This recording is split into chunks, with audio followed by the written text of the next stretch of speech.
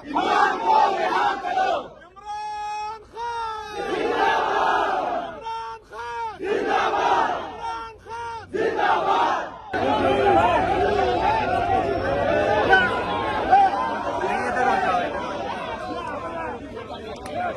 रिहा करो, रिहा करो, खान को रिहा करो। शर्म करो, हया करो, खान को रिहा करो। वज़ीर-ए-आज़म इमरान खान।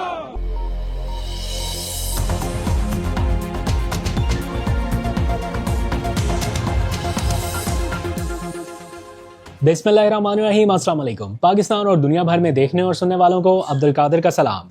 पाकिस्तान में 19 मई है और मुल्की सियासत में काफ़ी हलचल देखने में आ रही है। ऐसा लग रहा है कि पाकिस्तान तहरीक इंसाफ ने एक लंबे अरसे के बाद न्यूट्रल से निकल के अपनी एहतजाजी सियासत को अगला गेयर लगा ही दिया है।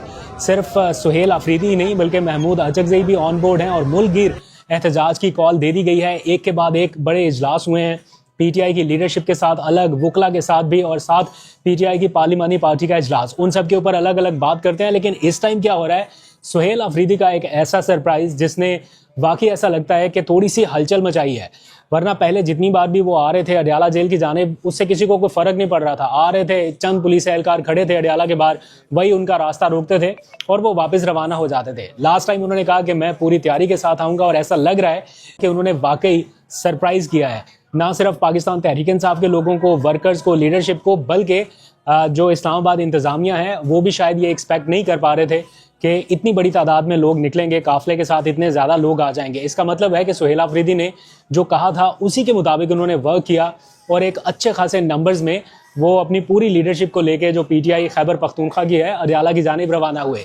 इस टाइम इस्लामाबाद का जो एंट्री पॉइंट है 26 नंबर, वो एक तरह से फुल है पीटीआई के वर्कर्स के साथ, सुहेल अफरीदी के साथ आने वाले लोगों के साथ ही नहीं बल्कि इस्लामाबाद से, रावलपिंडी से जो लोग अभी ज्वाइन इन कर रहे हैं उनके साथ, और नंबर जो है वो बढ़ते जा रहा है। इसी के साथ साथ इस्लामाबाद पुलिस की जितनी नफरी है, वहाँ पर जो जिस तरह से कंटेनर्स लगाए गए, हेलीकॉप्टर से निगरानी हो रही है, वो बता रही है कि सिचुएशन इतनी सिंपल और आसान भी नहीं है कि इसको चंद पुलिस एहलकार कंट्रोल कर लें या एक दो कंटेनर्स लगा के रास्ते रोक लें और सारा कुछ ठीक हो जाएगा। जिस तरह से इसकी मॉनिटरिंग की जा रही है, जिस तरह से नफरी भेजी जा रही है, वर्कर्स और पुलिस एहलकार जिस तरह से आमने सामने फेस ऑफ जैसी सिचुएशन दिखाई दी है, उससे लग रहा है कि कुछ परेशानी ज़रूर है दोनों साइड्स के ऊपर। जारी बात है, तैयारियां जारी थी कि ये होने वाला है, मंगल के रोज़ ये कॉल दी गई थी। उधर महमूद अचकज़ई ने भी आज मुल्क गिर एहतजाज का ऐलान किया है। तो एक तरह से ये सिट एंड कंटिन्यू होगा या आज भी रात 10, 11 बजे, 12 बजे तक ये सारा ख़त्म कर दिया जाएगा, इसका बहरहाल इंतज़ार रहेगा। लेकिन जो कारकुनान साथ में मौजूद हैं वो और सुहेल अफरीदी बल्कि ये अनाउंस कर रहे हैं कि जब तक इमरान खान को हस्पताल मुंतकिल नहीं कर दिया जाता तब तक वो यहाँ से नहीं जाएंगे। यानी अगर एंट्री पॉइंट यही वो पॉइंट है जहाँ पर लास्ट टाइम 26 नवंबर को आपको पता है कि क्या कुछ हुआ था, वो सारी रिपीट करने की ज़रूरत नहीं है। लेकिन यही वो मुकाम है जहाँ पर यह कहा जाता था कि पीटीआई के वर्कर्स को, कारकुनान को कहा गया कि आप वहाँ पर बैठ जाएं, एहतजाज दें, धरना दें। ये ऐसा पॉइंट है जहाँ पर अगर ट्रैफिक रुकती है या सारे लोग वहाँ पर बैठते हैं तो मुश्किल सूरत हाल पैदा हो जाएगी, क्योंकि इस्लामाबाद और रावलपिंडी को मिलाने वाला ये मरकजी एंट्री पॉइंट है। अगर किसी को एयरपोर्ट से आना है, जाना है, तो मुश्किल सूरत हाल पैदा हो सकती है। पिछले कुछ अरसे में जितनी बार भी ये अडियाला जेल गए हैं, कभी इतना फ़र्क नहीं पड़ा था कि इस्लामाबाद पुलिस को इतना ज़्यादा हरकत में आना पड़े या इतनी ज़्यादा कोऑर्डिनेशन करनी पड़े, कंटेनर्स लगाने पड़े रास्ते रोकने के लिए। वरना तो वो धागल नाके पे या अडियाला जेल के पास जो एक दो नाके हैं वहीं पर सारा काम तमाम हो जाता था। इस बार ऐसा लग रहा है कि फ़र्क पड़ रहा है क्योंकि नंबर्स ज़्यादा हैं। अब इसको वो कैसे अपनी कामयाबी में कन्वर्ट कर पाते हैं मालूम नहीं। लेकिन इसी दौरान खबर ये आई कि इमरान खान को हस्पताल मुंतकिल तो नहीं किया जा रहा, लेकिन उनको चेक करने के लिए एक मेडिकल टीम फौरी तौर पे अडियाला पहुंची, उनका मेडिकल चेकअप हुआ और वो वहां से रवाना हो गए। यानी इसी दौरान इमरान खान का एक मेडिकल चेकअप मुकम्मल हुआ। क्या इस बार भी बैरिस्टर गौहर को खाली इतला कर दी जाएगी कि हाँ जी हो गया मेडिकल चेकअप और जो आपकी डिमांड थी वो हमने कर दी? इस बार डिमांड ये है कि उनको हस्पताल मुंतकिल किया जाए। वो कुछ और नहीं चाहते कि उनको फौरी रिहा करें, उनको बनी गाला मुंतकिल करें या कुछ और, सिर्फ ये चाहते हैं कि उनकी मर्जी के डॉक्टर्स उनका ट्रीटमेंट करें और उनको हस्पताल मुंतकिल किया जाए। इस्लामाबाद पुलिस और इंतजामिया इससे कैसे निपटेगी ये बहरहाल देखना पड़ेगा। इसी सारी सूरत के दौरान एक पेशरफ तहरीक तहफ़्फ़ुज़ आईन पाकिस्तान यानी मुत्तहिदा अपोजिशन के प्लेटफॉर्म से उस वक्त देखने में आई जब महमूद अचकज़ई ने यह कहा था कि 3 दिन का हम हुकूमत को टाइम देते हैं, यानी मंडे तक उनका टाइम था। उसके बाद उन्होंने कहा था कि अगर असम्बली नहीं चल रही या एहतजाज की तरफ हम जाते हैं तो इसकी जिम्मेदारी हुकूमत की तरफ होगी और अब लग रहा है कि एग्जैक्ट वही सूरत हाल पैदा हो गई है। महमूद अचकज़ई ने 2 अहम इजलास किए हैं, एक पूरी PTI leadership plus Imran Khan के केसेस लड़ने वाले जो वकला हैं उनको बिठाया गया। सलमान सफदर मुझे इस मीटिंग में नज़र नहीं आए, लेकिन जो बाकी वकला ब्रीफिंग दे सकते थे, फॉर एग्जांपल सलमान अकरम राजा हैं, खालिद यूसुफ एडवोकेट हैं और कोई वकला होंगे, उनको बुलाया गया और उनसे पूरी ब्रीफिंग ली गई। जो तहरीक तहफ़्फ़ुज़ आईन पाकिस्तान की लीडरशिप है उनको बताया गया कि जनाब इस स्टेज पर इमरान खान के केसेस हैं, हम आगे क्या कर सकते हैं, क्या हमारे पास ऑप्शंस हैं या कहाँ पर आके हम फंसते हैं। ये सारी सिचुएशन क्लियरली महमूद अचकज़ई और उनके साथियों को बता दी गई है, जिसके बाद महमूद अचकज़ई ने मुल्क गिर एहतजाज की कॉल दी है जुमे के रोज़, यानी 22 मई जुमे के रोज़ नेशन वाइड एहतजाज की कॉल। उसमें इन्होंने सिर्फ इमरान खान ही नहीं और फैक्टर्स को भी शामिल कर लिया। इमरान खान फैक्टर प्लस मईशत प्लस महंगाई प्लस पेट्रोल, क्योंकि ये भी तो इशू है ना। ये बात फैक्ट है कि इमरान खान बहुत सारे लोगों का इशू है, मेजॉरिटी का इशू है, लेकिन सबका इशू एट वंस नहीं है। ये माननी पड़ेगी बात, क्योंकि कुछ लोग ऐसे हैं जिनको इस चीज़ से फ़र्क ही नहीं पड़ता। उनको फ़र्क पड़ता है महंगाई से, पेट्रोल से। जो अपोजिशन के भी लोग हो सकते हैं, इमरान खान की जो अपोजिशन है उनको इमरान खान की रिहाई से नहीं फ़र्क पड़ता होगा, लेकिन पेट्रोल, मईशत, महंगाई, इन सारी चीज़ों से उनको भी फ़र्क पड़ता है। तो ऐसे लोगों को भी ऑन बोर्ड करना ज़रूरी था, तो इसलिए इन्होंने बाकी फैक्टर्स को मिला के इस एहतजाज की जानिब बढ़ने का फ़ैसला किया है। इसी के साथ साथ पाकिस्तान तहरीक इंसाफ की पार्लिमानी पार्टी का इजलास हुआ।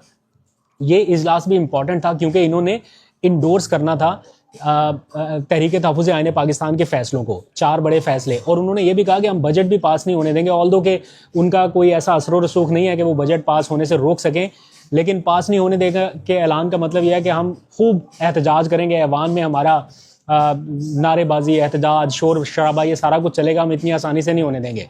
तो पीटीआई की जो पार्लिमानी पार्टी का इजलास हुआ, उसने महमूद अचकज़ई खुद बैठे और उन्होंने उनके फैसलों की तौसीक कर दी कि हाँ जी, महमूद अचकज़ई साहब ठीक कह रहे हैं, हमें एहतजाज की जानिब अब जाना चाहिए। क्योंकि पहले कई इजलासों में पीटीआई की सियासी कमेटी ये कहती रही कि नहीं, अफवाम तफहीम से बातचीत को हल करें, डायलॉग करें, ये करें वो करें, लेकिन अब वो ये अंडरस्टैंड कर रहे हैं कि डायलॉग से फ़र्क नहीं पड़ रहा, हमारी बार बार बातचीत की पेशकश को संजीदा नहीं लिया जा रहा, तो इसलिए अब एहतजाज करना पड़ेगा। तो इसी के पेश नज़र ये सारी मूवमेंट जो है आपको नज़र आ रही है। तो 3 मेजर चीज़ें हो रही हैं, एक तरफ सुहेल अफरीदी, दूसरी तरफ तहरीक तहफ़्फ़ुज़ आईन पाकिस्तान और तीसरी तरफ पाकिस्तान तहरीक इंसाफ की पार्लिमानी पार्टी। इन सब की जानिब से तौसीक की गई। अब सुहेल अफरीदी के जो काफ़िले हैं वो 26 नंबर पर रुके हुए हैं, उनकी मॉनिटरिंग, निगरानी, सारा कुछ हो रहा है और वो वहाँ से वापस जाने के लिए तैयार नहीं है। वो चाहते हैं कि हम आगे बढ़ें। चंद घंटों के बाद सूरत हाल क्या होगी मालूम नहीं है, लेकिन ये स्ट्रैटेजी उनकी किसी हद तक हुकूमत पर दबाव डालने में कामयाब हो सकती है, अगर वो इसको बेहतर तरीके से कोऑर्डिनेट कर पाएँ।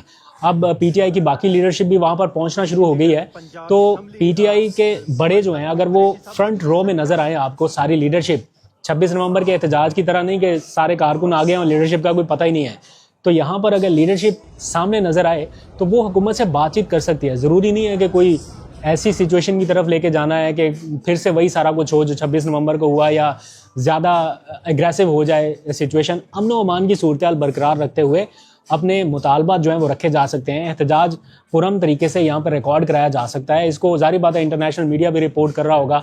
सुहेल अफरीदी ने ट्वीट करके भी बताया कि वो बतौर वज़ीर आला आगे बढ़ना चाहते हैं। इंग्लिश में उन्होंने ट्वीट किया कि वो एक सूबे के चीफ एग्जीक्यूटिव के तौर पे अडयाला जेल की जानिब जा रहे हैं अपना पीसफुल प्रोटेस्ट रिकॉर्ड कराने के लिए, लेकिन उनको पंजाब की हदूद में दाखिले से रोका जा रहा है या उनके कारकुनान को रोका जा रहा है। तो वो एड्रेस किसको कर रहे हैं? ऑब्वियसली कौम को तो पता ही है सारी सिचुएशन का।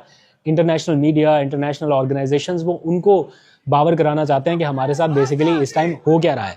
And to be very honest, ये जितने बड़ी तादाद में लोग पहुंचे हुए हैं, मैं खुद भी एक्सपेक्ट नहीं कर रहा था कि इतने ज़्यादा लोग इन हालात में आ जाएंगे, जब आपको पता है कि बाहर निकलने पर FIRs, मुकदमे, ये सारा कुछ हो जाता है। और दहशतगर्दी से कम तो FIR ही नहीं होती ऐसे मामलात में, एहतजाज करने के मामलात पर, क्योंकि हुकूमत ने पिछले कुछ अरसे में एहतजाज को कंट्रोल करने के लिए कई कानून साजियाँ कर दी हैं। वफाक में पीसफुल असम्बली एक्ट जो है वो मंजूर किया गया। पंजाब में अभी हाल ही में एक कोई कानून मंजूर किया गया एहतजाज को रेगुलेट करने के लिए।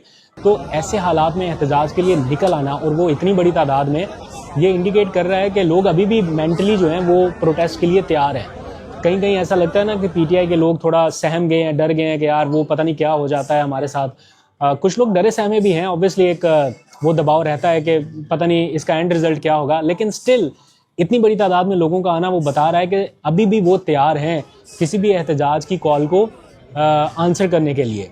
खैर आगे बढ़ते हैं। इमरान खान की कैद तन्हाई का मामला आपको पता है इस्लामाबाद हाई कोर्ट में चैलेंज कर दिया गया था कि जनाब किसी भी अदालत ने उनको ऐसी सज़ा नहीं सुनाई कि उन्हें कैद तन्हाई में रखा जा सके, इसलिए उनके बाकी केसेस के साथ साथ एक नई एप्लीकेशन फाइल की गई थी कि इनकी कैद तन्हाई जो है कम से कम वो ख़त्म की जाए, इनको टीवी, किताबें और बाकी सहूलियात दी जा सकें। 22 घंटे तक जो ये तनहा रहते हैं ये सिलसिला ख़त्म किया जाए, इनको बात करने की आज़ादी हो, अंदर जेल के अंदर बाकी कैदियों के साथ मिलने की आज़ादी हो, या जैसे और बहुत सारी चीज़ें आती है कि नमाज ईद नहीं पढ़ पाते या और बहुत सारी एक्टिविटीज़ ऐसी नहीं कर पाते कि बाकी कैदियों के साथ उनका कोई इंटरेक्शन हो सके। इमरान खान के लॉयर्स बताते रहे हैं कि वो उनसे बात भी इमरान खान बताते हैं कि किसी से करने की इजाज़त नहीं है या कोई उनको रिस्पॉन्ड करे, ऐसी सिचुएशन नहीं होती उनके साथ, तो बिल्कुल तन्हा रहते हैं वहाँ पर। ऐसी सिचुएशन है 22-22 घंटे तक। तो पहले इमरान खान की कैद तन्हाई ख़त्म करने के लिए दरख्वास्त दायर की गई थी, आज बुशरा बीबी के हवाले से भी ऐसी ही दरख्वास्त जो है वो दायर कर दी गई है। ऑल दो के अंदाज़ा है इस बात का कि इन दरख्वास्तों का एंड रिज़ल्ट क्या होगा या इन चीज़ों का क्या रहेगा, लेकिन बहरहाल ये चीज़ें ऑन रिकॉर्ड आ जाती हैं, मीडिया रिपोर्ट करता है, इंटरनेशनल मीडिया रिपोर्ट करता है और एक डॉक्यूमेंटेड एविडेंस बन जाता है कि उनके साथ हुआ क्या क्या, हमने इस चीज़ को भी चैलेंज किया, हमने इस चीज़ को भी चैलेंज किया, हम यहाँ भी गए, हमने ये दरवाज़ा खटखटाया। तो बहुत सारी चीज़ें ऑन रिकॉर्ड रहती हैं ताकि सनद भी रहे और बवक्त ज़रूरत काम आ सके। अच्छा, इसी सारी सूरत हाल में एक खबर आज ये आई कि वो टिकटॉकर थी ना सना यूसुफ, उसका किसी ने घर में जाके एक नौजवान लड़के ने उनको मार दिया था, कत्ल कर दिया था। आज उसका फैसला आया 1 साल के तवील अरसे के बाद। तवील तो नहीं कह सकते, ऐसे केसेस में तो पता नहीं कितने साल लग जाते हैं, यानी मैं तो समझता हूँ कि थोड़ा फिर भी जल्दी हो गया। तो इस केस में सज़ाए मौत जो है वो सुना दी गई उस नौजवान लड़के को जिसने ये सारा जुर्म किया था। तो उनकी वालदा को आज देखा पहली बार मैंने, वो काफ़ी मुतमईन वहाँ से लौट रही थी, खुश लौट रही थी, ऑल दो कि उनकी बेटी गई इस दुनिया से। मतलब उनका तो इतना बड़ा नुकसान हो गया, लेकिन सिर्फ इंसाफ मिलने पर वो ऐसे खुश थी जैसे उनकी बेटी कहीं उनके पास वापस आ गई है, ज़िंदा होके आ गई है। तो ये एक एग्जाम्पल है कि अगर आप मुआशरे में खाली इंसाफ कायम करते हैं तो जिसके साथ जुल्म हुआ होता है या जो मुतासरा फरीक होता है उसको बड़ा रिलीफ मिल जाता है, उसके सारे दुखों का मुदावा हो जाता है कि शायद हमारे साथ इंसाफ हो गया तो चलो जो पिछला कुछ था वो बंदा भूल जाता है। लेकिन अगर इंसाफ भी ना हो रहा हो और उल्टा और जुल्म हो रहा हो तो फिर हालात जो है ना वो ऐसे हो जाते हैं कि बंदा सोचने पे मजबूर होता है कि क्या हो क्या रहा है यहाँ पर। तो इमरान खान की सिचुएशन जो है वो कोई बहुत ज़्यादा मुख्तलिफ नहीं है इन सारे मामलात से। जाते जाते आखिरी खबर, कौमी असम्बली जिसके एक इजलास पे 2 करोड़ रुपए से ज़्यादा का खर्चा होता है, अवाम के TADA का, लोगों के टैक्सेस का पैसा जाता है इन अरकान असम्बली को खाली सफरी अखराजात देने में। वो अरकान असम्बली कोरम नहीं पूरा कर पा रहे, 200-300 के करीब अरकान हैं और 300 से ज़्यादा ही हैं, बल्कि 300 से ज़्यादा अरकान हैं और 86 का नंबर नहीं पूरा हो रहा। उसकी वजह से कोरम बार बार टूट जाता है, आज भी टूट गया। कोरम का मतलब है कि एक ख़ास नंबर ऐवान में होना ज़रूरी है, अगर वो नंबर मौजूद ना हो तो ऐवान की कार्रवाई नहीं चल सकती आइन के मुताबिक। तो वो कोरम ऐसे टूटता है जैसे किसी मासूम शख्स का बार बार दिल नहीं टूटता, वो बिल्कुल वैसे है। तो उसके लिए काफ़ी क्वार्टर्स में कंसर्न पाया जा रहा है कि ऐसा क्यों हो रहा है, क्यों अरकान जो हैं जिनके ऊपर करोड़ों रुपया खर्च हो रहा है वो संजीदा नहीं हो रहे हैं ऐवान की कार्रवाई में, आते हैं हाज़िरी लगाते हैं। बिज़नेस में वो इतना इंटरेस्टेड नहीं है, बिज़नेस जो हाउस का बिज़नेस है। हाँ ये है कि वो अपना TADA, अपने सफरी अखराजात, आने जाने का पेट्रोल अलाउंस, वो सारा कुछ बना लेते हैं हाज़िरियाँ लगा के। हाज़िरी लगाई और गए, हाज़िरी लगाई और गए, ये सारा कुछ हो रहा है। एनीहाउ खबरें और भी बहुत सारी आपको अपडेट करते रहेंगे। अभी तक के लिए इतना ही, अपना बहुत सा ख्याल रखिए। अल्लाह हाफ़िज़।